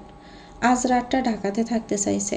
ওয়াহাব চৌধুরী সেই যে গড়ে খিল তুলেছে এখনও ভুলছে না। ফাজি হোক যতই চালাক, তুজা তার একমাত্র ছেলে। এই ছেলে বাড়ি ছেড়ে দেশ ছেড়ে অন্য দেশে পাড়ি জমাবেন তা সে মানতেই পারছেন না কিছুতে। লতিফা তুজাকে ধরে যেই কান্না শুরু করেছে থামার নাম নেই। তুজা লতিফার গাল দু হাতে আগলে নিয়ে বলল, মা তুমি কি চাও না আমি ভালো থাকি? লতিফা কাঁদতে কাঁদতে বলল, আমি চাই তুই আমার চোখের সামনে থাক। দূরে ভালো আসোস না খারাপ আসোস আমি জানবো কেমনে? হ্যাঁ, তুই জানাস না যাস না বাজান, আমি তোরে ছাড়া কেমনে থাকবো? তুজা লতিফাকে জড়িয়ে ধরে বলল, মা আমি ভালো থাকতেই যাচ্ছি, এই দেশ ছেড়ে দূরে গেলেই আমি ভালো থাকবো। কিন্তু যাওয়ার আগে আরেকটা জরুরি কাজ আছে তুজার। পকেট থেকে একটা খাম বের করে আকবরের কাছে দিল। আকবর আকবর কথা বলে না। তুজা কাঁধে হাত রাখতে হু হু করে কেঁদে ফেলল আকবর। এত জ্বালিয়েছে এই লোকটাকে তুজা, তবুও তার বিদায়ে কেমন কাঁদছে। তুজার স্বভাব মতোই হাসলো খিলখিলিয়ে। অমন মাইয়া লোকের মতো কান্দ কেন? আকবর হাতের উল্টো পিঠে চোখ মুছল। তুজা খামটা আকবরের দিকে বাড়িয়ে দিয়ে বলল, এটা ফুলের বাড়িতে পৌঁছে দিও। মানিক থাকলে ওর কাছেই দিতাম, হয়তো নাই। যাক, আরেকটা কান্দনের মানুষ কমছে। বাড়ি থেকে বিদায় নিয়ে তুজা রওনা হলো ঢাকায় চৌধুরী বাড়ির দিকে। আকবরও দেরি না করে চলে গেল ফুলমালাদের বাড়ির উদ্দেশ্যে। বাড়ির ঠিক পাশেই পুকুরটা, যেন গ্রামের বুকের ভিতর লুকিয়ে রাখা এক শান্ত আয়না। চারপাশে কলা গাছ, শিউলি আর পুরনো কাঁঠাল গাছের ছায়া পড়ে আছে পানির উপরে। বিকেলের রোদটা একটু নরম হয়ে এসে পানির গায়ে সোনালি দাগ এঁকে দিয়েছে। মাঝে মাঝে হালকা বাতাসে ঢেউ তুলে উঠছে, তাতে সে আলো নড়ছে। পুকুর ঘাটের ইটগুলোতে শ্যাওলা ধরেছে, পুরনো অথচ আপন একটা সৌন্দর্য। সেই ঘাটে দাঁড়িয়ে আছে ফুলমালা, গ্রামের বধূদের মতোই পরনে হালকা রঙের শাড়ি, মাথায় লম্বা গোমটা টেনে রেখেছে। হাত দুটো আঁচলের কাছে গুটিয়ে ধরে আছে সে। মনে হচ্ছে বুকের ভিতরটা কেমন ধকধক করছে। নতুন বউয়ের মতো লজ্জা যেন তাকে পুরোটা জড়িয়ে রেখেছে। ওদিকে মাহিদ ইতিমধ্যে পুকুরে নামার জন্য তৈরি, পরনে লুঙ্গি আর সাদা গেঞ্জি। গেঞ্জিটার হাতে একটু গটিয়ে রেখেছে, মুখে সেই চেনা দুষ্ট হাসি। মাহিদ পুকুরের পানিতে পা ডুবিয়ে বলল, কি হলো ফুল, দাঁড়িয়ে থাকবে নাকি, নামবে না? ফুলমালা মাথা নিচু করে আরও গোমটা টেনে নিল। নরম গলায় বলল, আপনি আগে গোসল করেন, আমি পরে নামব। মাহিদ ভ্রু তুলে তাকালো। পরে মানে? আমি তো ভাবছিলাম একসাথেই গোসল করব। এই কথা শুনে ফুলমালার গাল আরও লাল হয়ে উঠল। সে একটু অস্থির হয়ে চারদিকে তাকালো, যেন কেউ দেখে ফেলবে কি না। এমন কথা কেউ বলে? কেউ দেখে ফেললে কি বলবে? মাহিদ হেসে ফেলল। পুকুরের পানিতে একটু সিটা মেরে বলল, কে দেখবে, এই পুকুর তো শুধু আমাদেরই। তারপর হঠাৎ একটু পানি তুলে ফুলমালার দিকে ছিটিয়ে দিল। ঠান্ডা পানি গায়ে পড়তে ফুলমালা চমকে উঠল। আহ, আপনি এটা কি করলেন? মাহিদের হাসি যেন থামেই না। পুকুরে নামার জন্য একটু সাহায্য করলাম। ফুলমালা এবার সত্যি লজ্জায় কুঁকড়ে গেল। গোমটার আড়াল থেকে চোখ তুলে একবার তাকালো মাহিদের দিকে, তারপর আবার নিচু করল। মাহিদ আবার একটু কাছে এগিয়ে এলো, কণ্ঠটা আগের চেয়েও নরম। এই যে, এত লজ্জা পাচ্ছেন কেন? আমি কি অপরিচিত কেউ? ফুলমালা আস্তে করে বলল, অপরিচিতই তো। এই কথাটা শুনে মাহিদের দুষ্ট মুখটা মুহূর্তে একটু থেমে গেল। তারপর মৃদু হেসে বলল, তাহলে লজ্জা নিয়েই নামুন, পুকুরের পানি কিন্তু বেশ ঠান্ডা, ভালো লাগবে। ফুলমালা ধীরে ধীরে পা নামালো পানিতে। পানি ছুতেই তার শরীর কেঁপে উঠল। পুকুরের জল তখন হালকা ঢেউ তুলে দুজনের চারপাশে ঘুরে বেড়াচ্ছে। সন্ধ্যার হাওয়া বইছে ধীরে ধীরে, আর সেই শান্ত পুকুরের মাঝখানে দাঁড়িয়ে আছে দুজন। লজ্জায় তাকাতে পারছে না ফুলমালা, আর দুষ্ট হাসিতে ভরা মাহিদের মুখ। গোসল শেষ হতে আকাশের রং একটু বদলে গেল। বিকেলের সোনালি আলো ধীরে ধীরে নরম হয়ে উঠছে। চারপাশে জিরজির বাতাস। ফুলমালা আগে ঘাটে উঠল। বেজা শাড়িটা শরীরে লেপটে আছে বলে সে তাড়াতাড়ি ঘুমটা টেনে নিল। মাথা নিচে করে দ্রুত পা চালিয়ে বাড়ির ভিতরের দিকে চলে গেল। মাহিদ তখনও পুকুরের পানিতে দাঁড়িয়েছিল, কিন্তু তার চোখ বারবার চলে যাচ্ছিল সেই দিকেই, যেদিকে ফুলমালা চলে গেল। কিছুক্ষণ পর সেও ধীরে ধীরে ঘাট থেকে উঠে এলো। শরীর মুছতে মুছতে উঠোনে এসে দাঁড়ালো। বাড়ির ভিতরের ছোট ঘরটার দরজা পুরোপুরি বন্ধ হয়নি। ভেজা কাপড় বদলানোর জন্য ফুলমালা সেখানে ঢুকেছে। মাহিদ গিয়ে দাঁড়াতেই দরজা বন্ধ করে দিল ফুল। দরজার ফাঁক দিয়ে ভিতরে একটা ক্ষীণ আলো দেখা যাচ্ছে। মাহিদ প্রথমে দাঁড়িয়েছিল দূরে, কিন্তু কৌতূহল যেন পা দুটোকে ধীরে ধীরে এগিয়ে আনলো। অজান্তে তার চোখ গিয়ে পড়ল সে দরজার ফাঁকে। ভিতরে ফুলমালা ভেজা শাড়িটা খুলে শুকনো কাপড় নিতে ব্যস্ত। ভেজা চুলগুলো কাঁধ বেয়ে পিঠে নেমে আসে, মাঝে মাঝে সে আঁচল দিয়ে চুল মুছছে। তার চলাফেরায় একটা সরলতা আছে, কারণ সে জানেই না কেউ তাকিয়ে আছে। মুহূর্তে মাহিদের বুকের ভেতরটা কেমন করে উঠল। তার গলা হঠাৎ শুকিয়ে এলো। বুকের ভিতর অদ্ভুত এক দুঃখ বুকানি শুরু হলো, যেন নিজেরই হৃদস্পন্দন সে শুনতে পাচ্ছে। এমন করে কখনো দেখেনি ফুলমালাকে। মেয়েটাই তার ঘরের মানুষ। এ ভাবনাটা হঠাৎ করে কেমন এক অচেনা অনুভূতি এনে দিল, যেটা সে ঠিক ভাষায় ধরতে পারল না। মাহিদ দ্রুত চোখ সরিয়ে নিতে চাইল, কিন্তু পারল না। তার মনে হচ্ছিল লাজুক সে মেয়েটা, যে একটু আগে পুকুরে নামতেও লজ্জা পাচ্ছিল, সে এখন একেবারে উন্মুক্ত শরীরে নিজের মতো করে আছে। হঠাৎ নিজেরই উপর একটু লজ্জা লাগলো মাহিদের।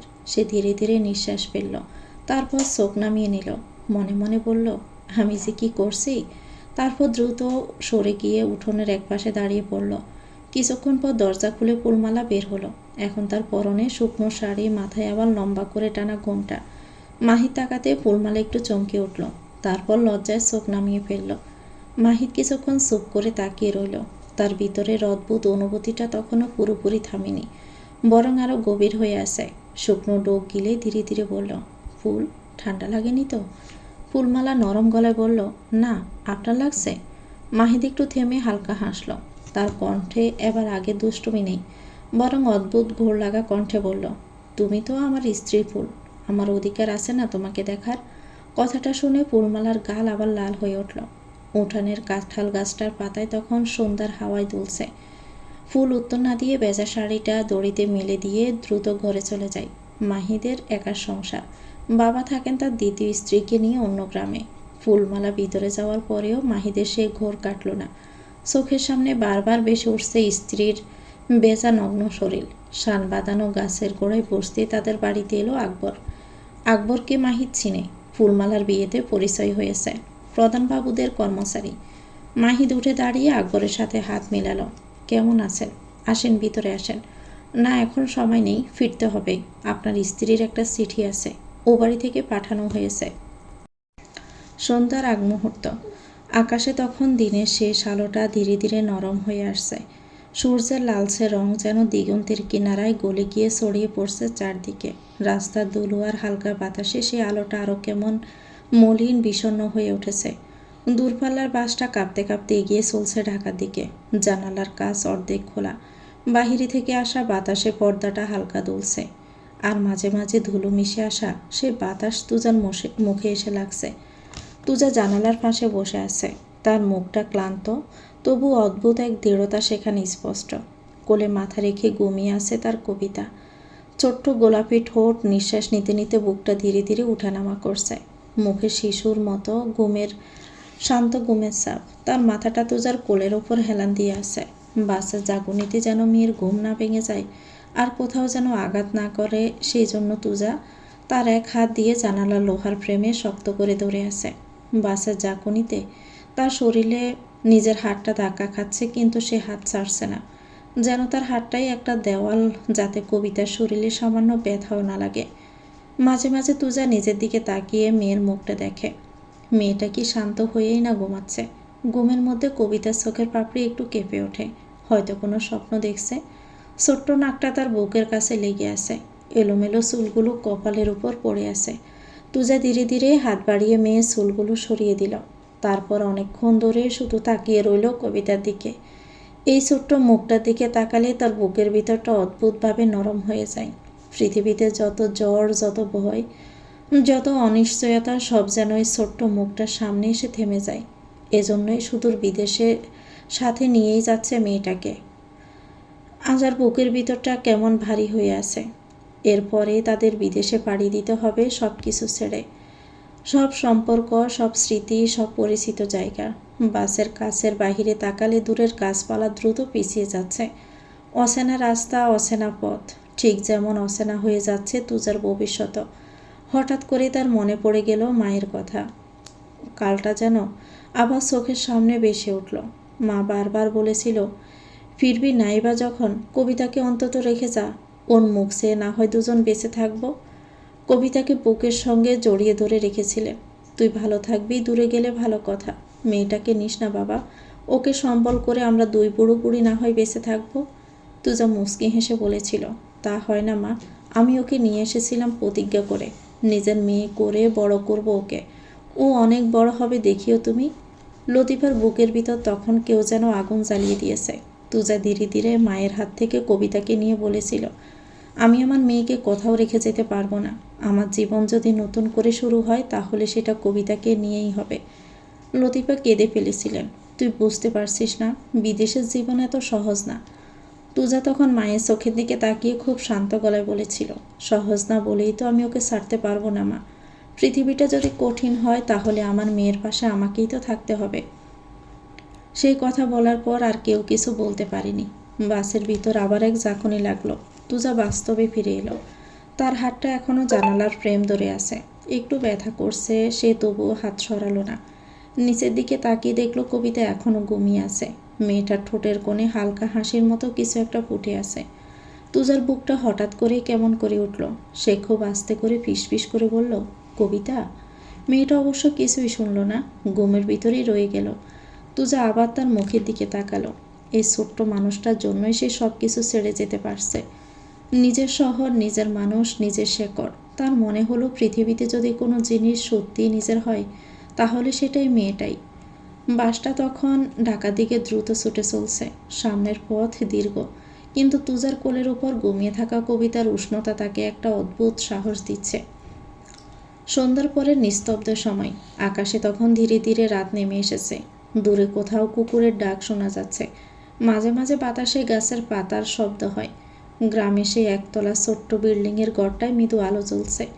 একটা হলদেটে বাল্ব যার আলো খুব উজ্জ্বল না, আবার একেবারে অন্ধকারও না। আলোটা যেন ঘরের ভিতর নরম এক আবেশ তৈরি করছে। ঘরের জানালাটা অর্ধেক খোলা। বাহিরে থেকে হালকা বাতাস ঢুকে পর্দাটা আস্তে আস্তে দুলিয়ে দিচ্ছে। সে বাতাসে ফুলের গন্ধ ভেসে আসছে, হয়তো উঠোনের গন্ধরাজ গাছ থেকে। বিছানার পাশে দাঁড়িয়ে আছে ফুলমালা। আস্তার পরনে নীল শাড়ি, খুব বেশি সাজগোজ না, তবু তাকে অদ্ভুত সুন্দর লাগছে। মাথার গোমটাটা একটু নিচে নেমে আছে, যেন মুখটা আড়াল করে রেখেছে। কানের পাশ দিয়ে কয়েকটা চুল বেরিয়ে এসে গালে লেগে আছে। তার বুকটা কেমন ধুকফুক করছে। আজকের রাতটা অন্যরকম। তার চোখ নিচু, হাত দুটো একসাথে জড়ানো, যেন কি করবে বুঝতে পারছে না। ঠিক তখনই দরজাটা আস্তে করে বন্ধ হওয়ার শব্দ হলো। ফুলমালা একটু চমকে তাকালো। দরজার কাছে দাঁড়িয়ে আছে মাহিত, পরনে সাদা পাঞ্জাবি আর লুঙ্গি। তার চোখে এক অদ্ভুত কোমলতা। সেই চোখে আজ দুষ্টুমির জিলিক নেই, আছে অন্যরকম একটা মায়া। কিছুক্ষণ দুজনেই চুপচাপ। ঘরের বাতাস যেন আরো ভারী হয়ে উঠল। মাহিত ধীরে ধীরে এগিয়ে এলো। তার চোখ বারবার চলে যাচ্ছে ফুলমালার দিকে। নীল শাড়িটা মৃদু আলোয় আরো গভীর নীল হয়ে উঠেছে। মনে হচ্ছে যেন রাতের আকাশের এক টুকরো এসে জড়িয়ে আছে তার শরীরে। মাহিদ একটু থেমে নরম গলায় বলল, এত চুপ করে দাঁড়িয়ে আছো কেন? ফুলমালা মাথা আরো নিচু করে ফেলল। মৃদু কণ্ঠে বলল, এমনি। মাহিদের ঠোঁটে হালকা হাসি ফুটে উঠল। আরও একটু কাছে এলো ফুলমালার। আমারে দেখলে এত লজ্জা লাগে নাকি? ফুলমালা কিছুই বলল না, শুধু তার আঙ্গুলগুলো আরও শক্ত করে জড়িয়ে ধরল। মাহিদ হাত বাড়িয়ে খুব আস্তে করে ফুলমালার মাথার ঘোমটাটা একটু সরিয়ে দিল। ঘোমটার আড়াল থেকে তার মুখটা স্পষ্ট হয়ে উঠল। সে লাজুক চোখ, গোলাপি গাল, কাঁপতে থাকা ঠোঁট। মাহিদের বুকের ভিতরটা কেমন নরম হয়ে গেল। সে ধীরে ধীরে বলল, ফুল। ফুলমালা চোখ তুলে তাকালো। জি। মাহিদ কিছুক্ষণ তার দিকে তাকিয়ে রইল। তারপর খুব আস্তে করে বলল, তুমি জানো তোমারে আমার কত সুন্দর লাগে? ফুলমালার গাল আরও লাল হয়ে উঠল। সে চোখ নামিয়ে ফিসফিস করে বলল, আপনি এমন কথা বলেন কেন? মাহিদ হালকা হেসে তার হাতটা ধরল। ফুলমালা একটু কেঁপে উঠল, কিন্তু হাত সরালো না। মাহিদের হাতটা উষ্ণ। সেই উষ্ণতা যেন ধীরে ধীরে তার বুকের ভিতর ছড়িয়ে পড়ছে। মাহিদ তাকে একটু কাছে টেনে নিল। ফুলমালা এখন একেবারে তার সামনে দাঁড়িয়ে।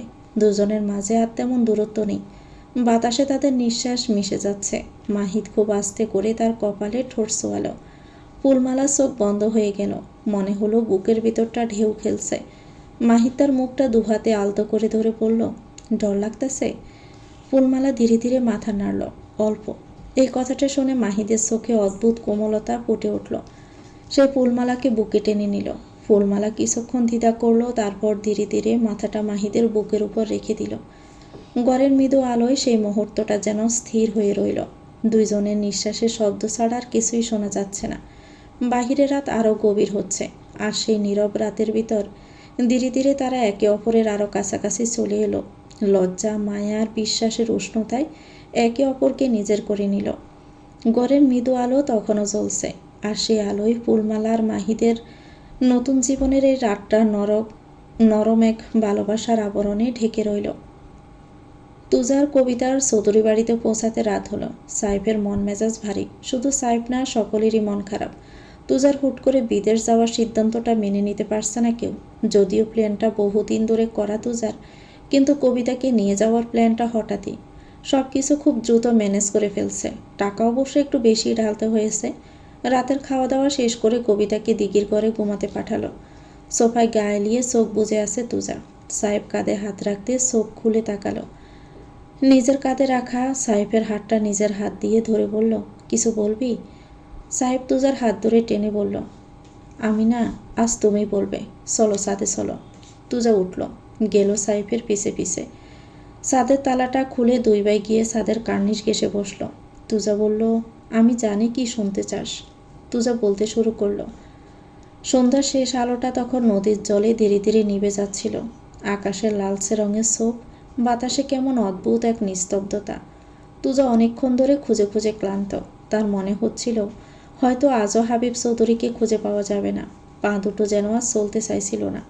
আশাহত হয়ে সে নদীর ধারে সরু পথ ধরে ফিরে যাচ্ছিল।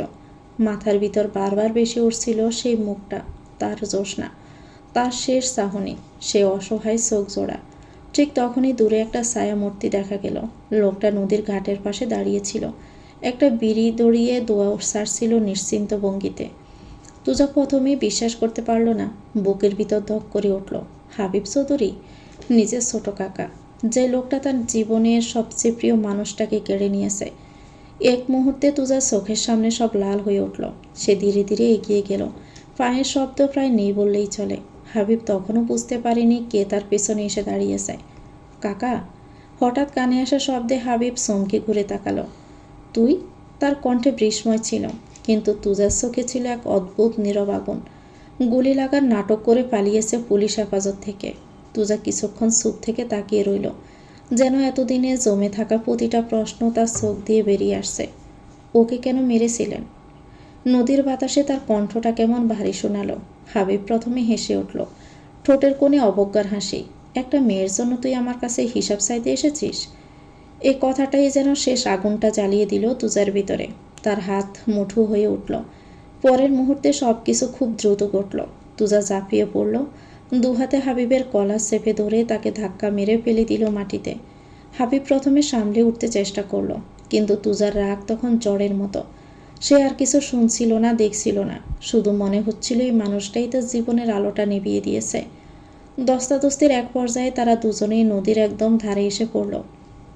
পানি অন্ধকার হয়ে আছে নিচে। হাবিব আবার ভয় পেয়ে গেল। তুই পাগল হয়ে গেছিস নাকি? তুজার চোখ তখন অদ্ভুত স্থিরতা। সে ধীরে ধীরে বলল, আজ ওর জন্য বিচার হবে। এরপর সে সমস্ত শক্তি দিয়ে হাবিবকে ঠেলে দিল। একটা ভারী শব্দ। নদীর কালো পানিতে সপ করে পড়ে গেল হাবিব চৌধুরী। কয়েক সেকেন্ড পানিতে ছটফট করা শব্দ শোনা গেল। তারপর সব কিছু আবার নিস্তব্ধ হয়ে গেল। তুজা অনেকক্ষণ দাঁড়িয়ে রইল নদীর পাড়ে।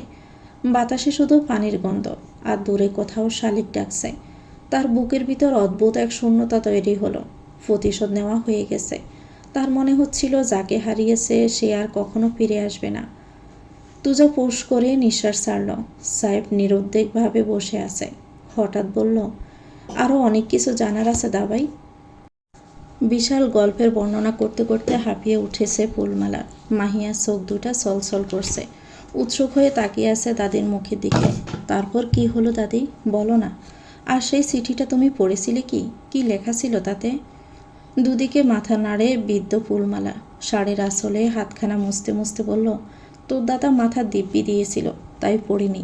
ওই খাতাখানার বাজেই আছে। বহুদিন আলমারির শাড়ির বাজে তোষকের তলায় রাখার পর অবশেষে তার জায়গা হয়েছে সিন্দুকটায়। দিঘি আপার বিয়ে হয়ে যাওয়ার পর এই খাতাটা আমার কাছে আসে। মাহিয়া চোখ মুছে জিজ্ঞেস করলো, তার সাথে তোমার আর দেখা হয়নি? ফুলমালা মলিন হেসে উপর নিচ মাথা নাড়ল। হয়েছিল। শেষবার তার সাথে দেখা হয়েছিল কবিতার বিয়েতে। ছোট্ট কবিতাকে সে ডাক্তার বানিয়েছিল, তাও আবার আমেরিকার। কিন্তু বিয়ে তার বাংলাদেশেই হয়েছে। আমন্ত্রণ পেয়েছিলাম। তোর বাবা তখন 12 বছরের।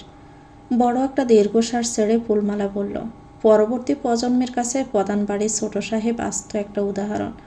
কিভাবে প্রিয়জনকে ভালোবাসতে হয় সে পৃথিবীতে থাকুক কিংবা না থাকুক তাতে কিচ্ছু যায় আসে না। ভালোবাসলে 1000 মাইল দূর থেকেও ভালোবাসা যায়, আবার অস্তিত্ব না থাকলেও বাসা যায়। ভালোবাসা অনুভব করার জিনিস। সে বড়ই ভাগ্যবতী নারী ছিল। দুনিয়ায় না থাকা সত্ত্বেও তার অধিকারের জায়গা হারায়নি। তার স্থানে সে কাউকেই বসায়নি। এক মনে ভালোবেসে গেছে আজীবন। আর একটু থেমে বলল, সে আমেরিকায় চলে গেছিল কবিতাকে নিয়ে। সকলে প্রথমে একটু মন খারাপ করলেও পরবর্তীতে ওই দেশে তার সুখের জীবন দেখে সকলে খুশিও হয়েছিল বড্ড। ওখানেই ব্যবসা শুরু করেছিল। কবিতাকে খুব যত্নে নিষ্ঠাবান করে বড় করেছে সে। আজ কবিতা এক সন্তানের মা। সেও হয়তো তার সন্তানকে তার বাবার মতো করেই বড় করবে। তার ঘরে আরেকটা তুজাউনের সৃষ্টি হোক। সেও কোনো নারীকে ভীষণভাবে ভালোবাসুক। ঠোঁট কাটা নির্লজ্জ হোক, তবুও পরিবারকে আগলে রাখবে দুহাতে। মাহিয়া কৌতূহলী হয়ে জিজ্ঞেস করল, আর সাহেব চৌধুরী? সে তো আজীবন সুখের গাঁটি গেড়েছিল দুনিয়ায়। তার স্ত্রীকে নিয়ে তার সুখের সীমা ছিল না। শেষবারের মতো তার কথা মনে করতে গেলে বড় সুখ অনুভব হয় রে। সেদিন ছিল মুষলধারে বৃষ্টি। বাহিরে বেরোনোর মতো অবস্থা নেই। গভীর রাত। ঢাকার আকাশ যেন ফেটে গেছে। মুষলধারে বৃষ্টি নামছে। বারান্দার রেলিং বেয়ে পানি গড়িয়ে পড়ছে। সামনের রাস্তায় স্ট্রিট লাইটের আলোয় বৃষ্টির ফোঁটাগুলো ঝাপসা পর্দার মতো নাচছে।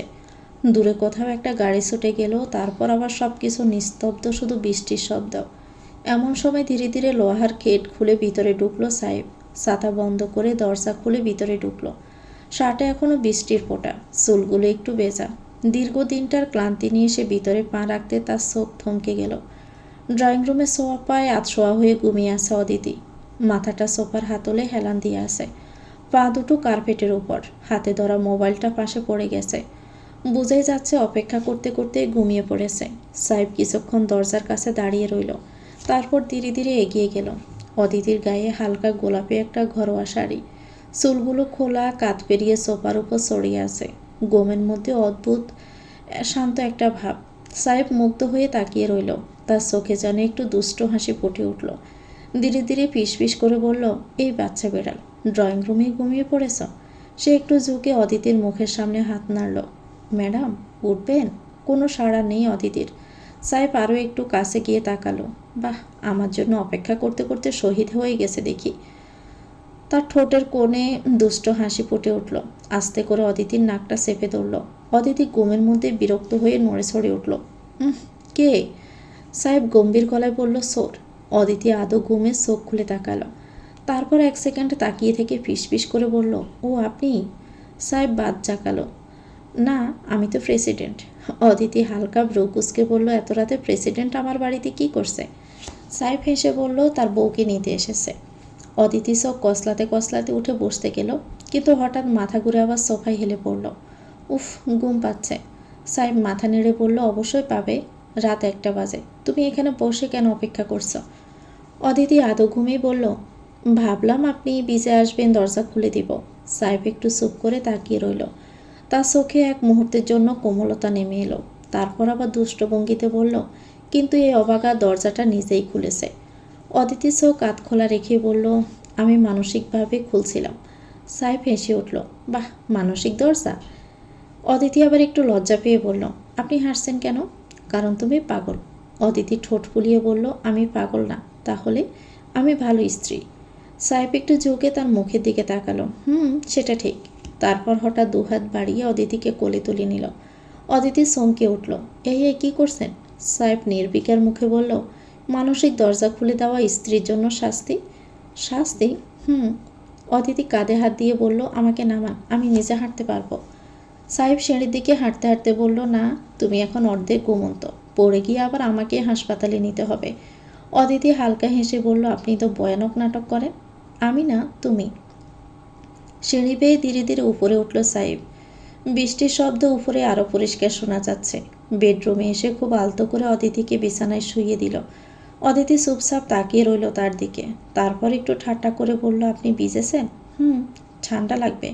তুমি ডাক্তার নাকি? অদিতি ঠোঁট টিপে হাসল। আপনার স্ত্রী। সাহেব এক মুহূর্ত চুপ করে তাকিয়ে রইল। তারপর ধীরে ধীরে এগিয়ে এসে অদিতির কপালে ঠোঁট ছুঁয়ে দিল। খুব নরম একটা চুমু। অদিতি একটু লজ্জা পেয়ে বলল, এসব কি করছেন? সাহেব কপাল কুঁচকে বলল, এমন ঢং করছো মনে হয় এর আগে কখনো এসব করেনি। অদিতি লাজুক হেসে বলল, তা আজ এত আদর কিসের জন্য?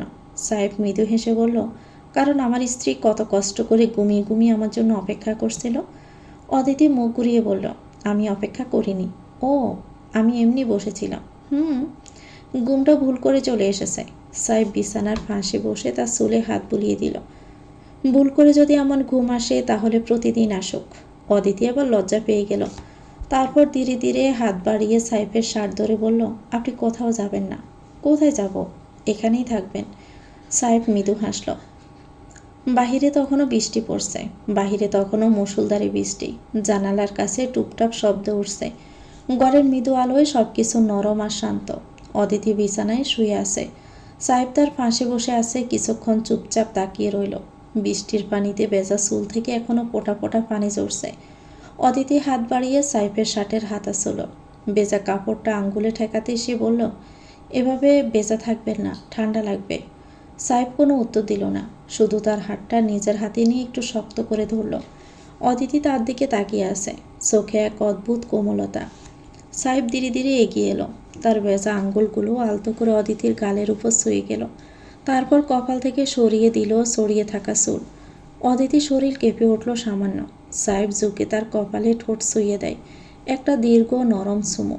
তারপর খুব স্বাভাবিক ভঙ্গিতে তাকে কাছে টেনে নিল। অদিতির শরীর এসে ঠেকল তার বুকের সঙ্গে। সে নিঃশব্দে সাইফের কাঁধে মুখ লুকিয়ে ফেলল। সাইফের হাত ধীরে ধীরে নেমে এলো তার পিঠে। আলতো করে তাকে জড়িয়ে রাখল। বাহিরে বৃষ্টির শব্দ আরো ঘন হয়ে উঠেছে। ঘরের ভিতর শুধু দুইজন মানুষের নিঃশ্বাসের শব্দ। অদিতি মাথা তুলে তাকাতে সাইফ তার ঠোঁটে ঠোঁট শুইয়ে দেয়। দৃঢ় গভীর একটা চুমু। অদিতির আঙ্গুলগুলো শক্ত হয়ে ধরল সাইফের শার্ট। তার চোখ ধীরে ধীরে বন্ধ হয়ে এলো। সাইফ তাকে আরও কাছে টেনে নিল। আলতো করে শুইয়ে দিল বিছানায়। অদিতির খোলা চুল ছড়িয়ে পড়ল বালিশের উপরে। সাইফ ঝুঁকে তার কপাল, গাল আর ঠোঁটে নরম নরম চুমু রাখতে লাগলো। অদিতির হাত ধীরে ধীরে উঠে এলো সাইফের কাঁধে। সে নিঃশব্দে তাকে জড়িয়ে ধরল। বৃষ্টির শব্দে, ঘরের নরম আলো আর দুজন মানুষের উষ্ণতা, সব কিছু মিলিয়ে রাতটা যেন আরো গভীর হয়ে উঠল। সাইফের বাহুর ভিতর থেকে নিজেকে আরো কাছে টেনে নিল অদিতি। সেই রাতের বৃষ্টি ভেজা নীরবতায় তারা একে অপরের খুব কাছাকাছি এলো। নিঃশব্দে, ধীরে, স্বাভাবিক ভালোবাসার স্পর্শে ঘরের আলো নিভে গেল কিছুক্ষণ পর। বাহিরে তখন বৃষ্টি ঝরছে, আর ভিতরে একই চাদরের নিচে দুজন মানুষ একে অপরকে জড়িয়ে রইল অনেকক্ষণ। সে জড়ানোটা ছিল আজীবনের জন্য। এরপর বহু রাত এসেছে গেছে। কোনো রাতে হয়তো এমন তুমুল বর্ষণ ছিল, বা কোনো রাত মেঘলা ঝড়ো হাওয়া। কোনো রাতে আকাশে ছিল বিশাল চাঁদ, জ্যোৎস্না মাখা। সবেতেই তাদের ভালোবাসা ছিল একই রকম। একে অপরের পরিপূরক হয়ে তারা আজন্ম কাটালো। তো ভিউয়ার্স, গল্পটির নাম হচ্ছে খাঁচাই বন্দি ফুল। লিখেছেন জান্নাতুল ফেরদৌস। গল্পটির এটা শেষ পর্ব। পুরো গল্পটি আপনাদের কাছে কেমন লেগেছে অবশ্যই কমেন্ট করে জানাবেন। নতুন আরও গল্প পেতে চ্যানেলটিকে সাবস্ক্রাইব করে আমাদের সাথে থাকবেন। সবাই ভালো থাকবেন, সুস্থ থাকবেন, আমাদের জন্য দোয়া করবেন। আল্লাহ হাফেজ। আসসালামু আলাইকুম।